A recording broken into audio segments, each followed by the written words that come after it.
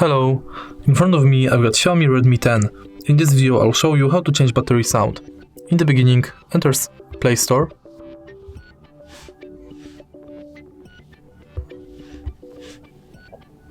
And search for battery sound notification app. Install it.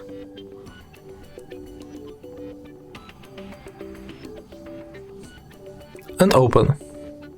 Now tap plus on the right corner. Select mode between connected, disconnected, full battery and low battery. Then select sound source.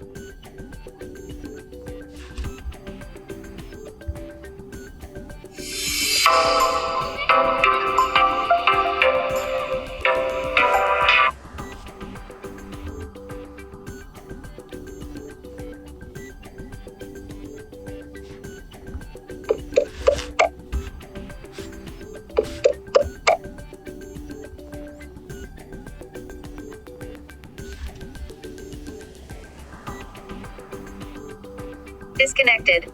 Now name your function,